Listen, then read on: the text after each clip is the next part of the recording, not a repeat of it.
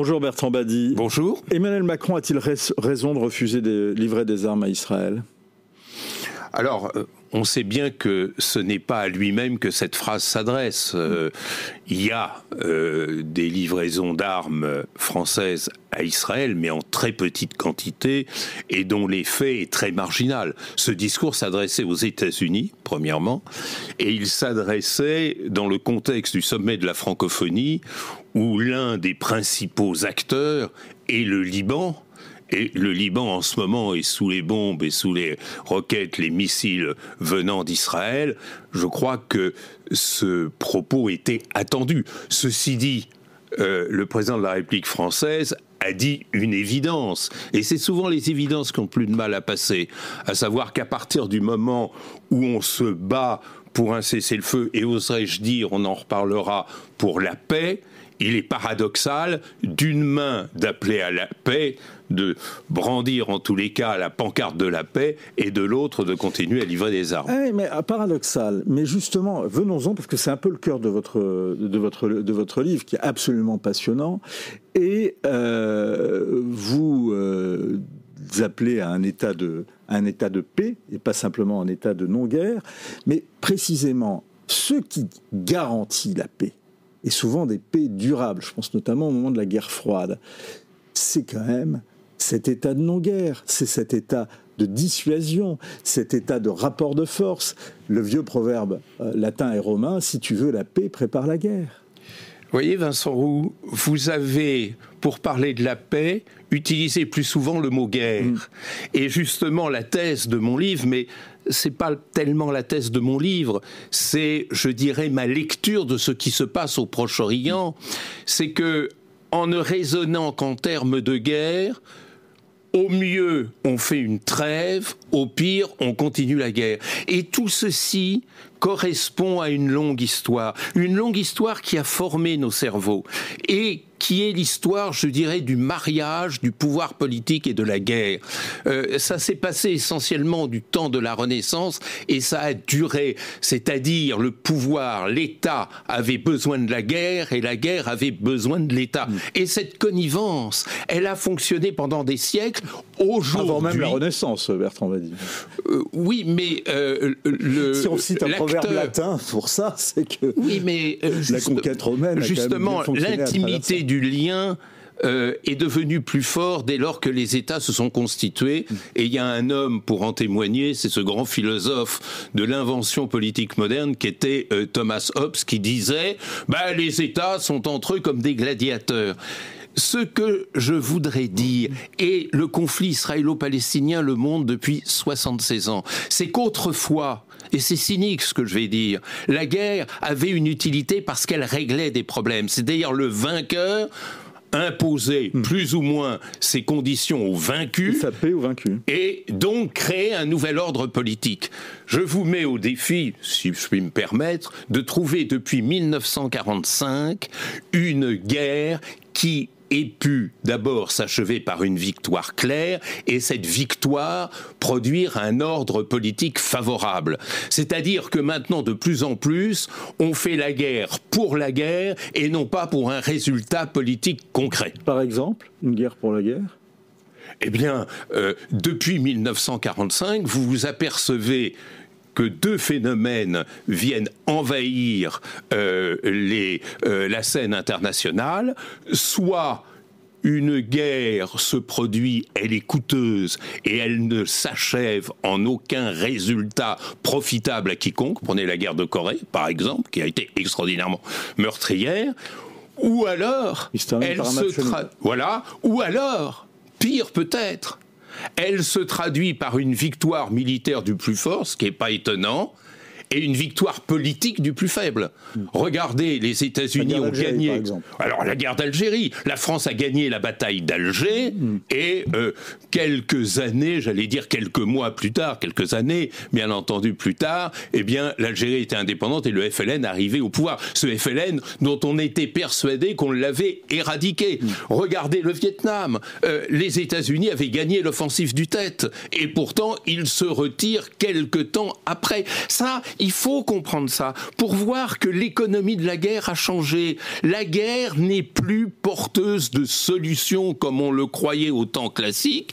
Elle est porteuse de coups. Elle est de plus en plus porteuse de destruction, et pour autant, elle ne parvient pas à engendrer un nouvel ordre politique. Alors, une précision quand même, 2 questions par rapport à ce que vous venez de dire. Si on reprend justement la situation au Proche-Orient. D'abord, un mot sur la situation actuelle. Faut-il s'attendre à une frappe imminente de l'Iran par Israël ? Alors, effectivement, c'est un problème parce que il y a en Israël et au sein du gouvernement israélien un courant très fort auquel, je pense, participe Benjamin Netanyahou, qui considère que la sécurité d'Israël passe, sinon par la destruction, du moins par la neutralisation, disons, de l'Iran. La tentation de la guerre totale est très forte.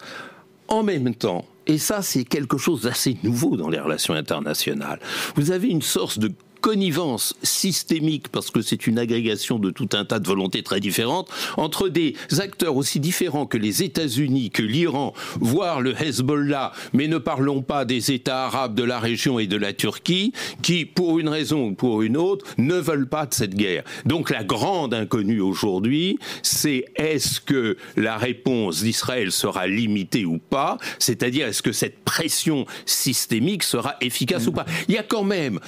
On ne l'a pas assez commenté, ça. 2 déclarations coup sur coup de Joe Biden, le président des États-Unis, le principal allié d'Israël, le fournisseur d'armes, qui dit d'abord pas question de toucher aux installations nucléaires iraniennes, et qui a dit avant-hier pas question de toucher aux installations pétrolières. Donc vous voyez à quel point ce rêve de guerre totale est réduit par le grand frère. Est-ce que ça sera suffisant pour empêcher une frappe forte, déterminante d'Israël sur l'Iran qui rendrait à ce moment-là la situation hors de contrôle? Je ne sais pas, j'ai jamais écrit d'horoscope de ma vie, je ne peux pas vous répondre.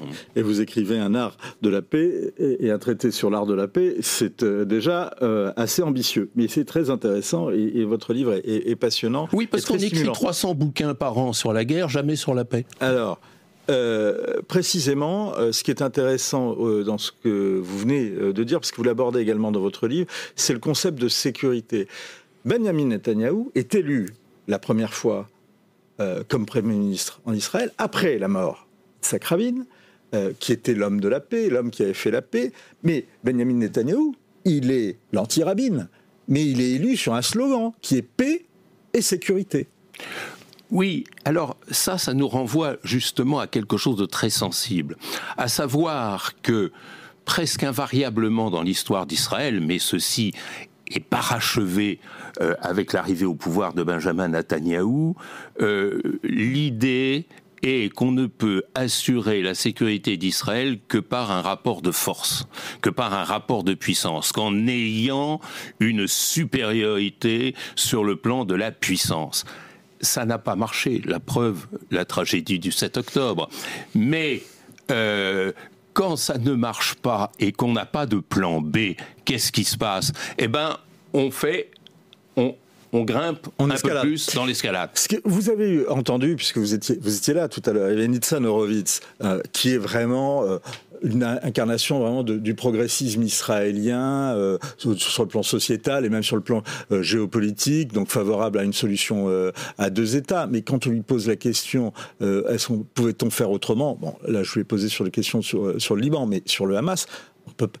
Même ces gens-là, qui sont ce qu'on appelle le camp de la paix, disent qu'on ne peut pas faire autrement que ce qui a été fait. Notamment à Gaza. Enfin, la réplique, comment Israël aurait pu répliquer autrement à cette attaque que de la manière dont ils ont répliqué ? Attendez, il y a la réplique, et puis il y a la guerre qui a dérivé de cette réplique et qui a aujourd'hui 1 an d'âge, qui a fait au minimum 42 000 morts à Gaza, et ceux-là on les commémorera jamais parce qu'il faudrait les commémorer tous les jours, et qui a des effets destructifs que l'on connaît sur le Liban. Donc on n'est plus dans la réplique, on est dans autre chose qui est très intéressant à étudier, qui est l'éradication. D'ailleurs, le terme même est employé.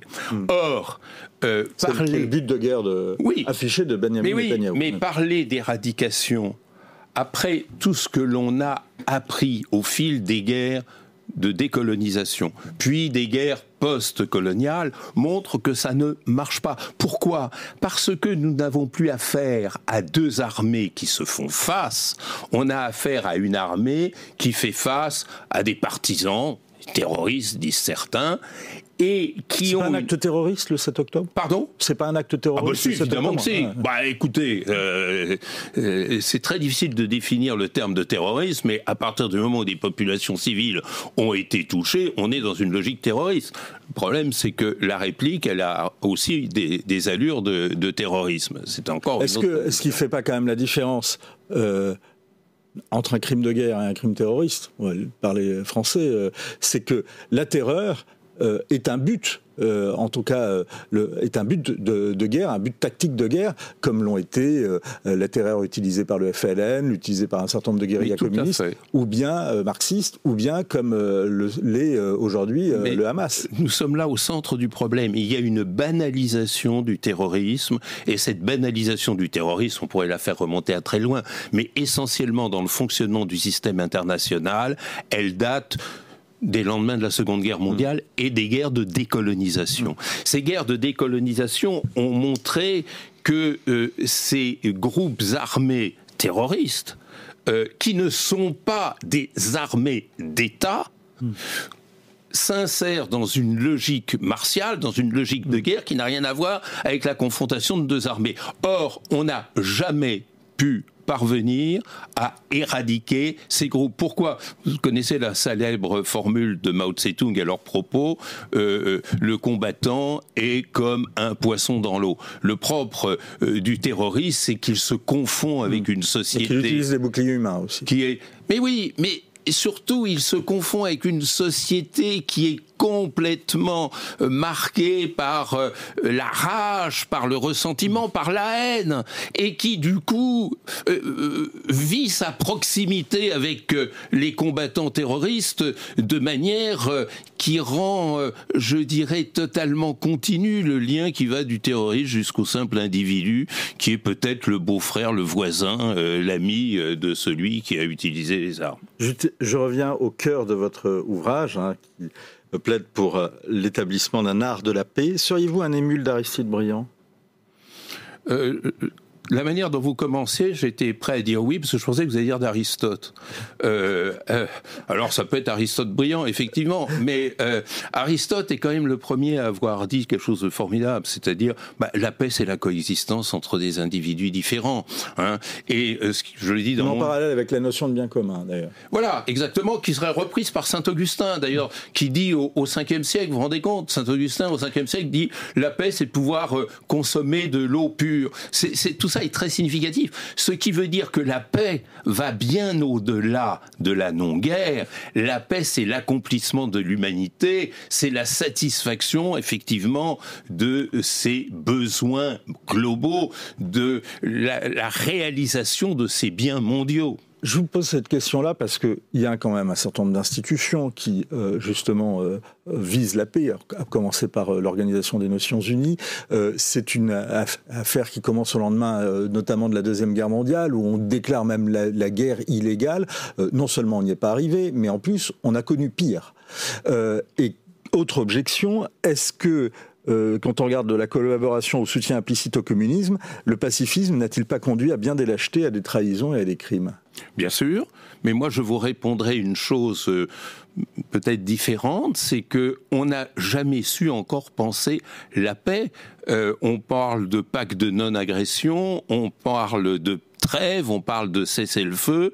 Si on arrivait à envisager la paix dans sa globalité, c'est-à-dire comme étant... Qu'est-ce que vous appelez envisager la paix dans sa globalité ? Eh bien, comme étant un État et non une politique, c'est-à-dire être un moment où on repense l'humanité dans ce qui fait les utilités dont elle a besoin. Et c'est ça le fond du problème. Il faut comprendre, parce qu'on a l'habitude de m'opposer l'argument d'utopie, mais il faut comprendre que la paix est économiquement plus favorable que la guerre, que la paix permet de réaliser des finalités que la guerre ne permet plus de réaliser, que la paix, ça permet de faire face aux défis planétaires globaux, et si on les laisse filer, eh bien, ils engendrent les formes nouvelles de conflictualité. Merci beaucoup Bertrand Badi. Il y a des accords de paix, hein, ça existe, et on les commentera avec vous dès lors qu'il y en aura. Il y a fort à parier que vous ne serez pas convaincu, peut-être pas tout à fait convaincu par la thèse de Bertrand Badi, mais outre que c'est remarquablement bien écrit, ce livre est d'une très grande stimulation intellectuelle. Il est donc absolument nécessaire, et j'ose le dire, urgent, c'est notre conseil de lire L'Art de la paix de Bertrand Badi, c'est chez Flammarion. Merci beaucoup, Point de vue, c'est fini, on se retrouve demain, même heure, même endroit.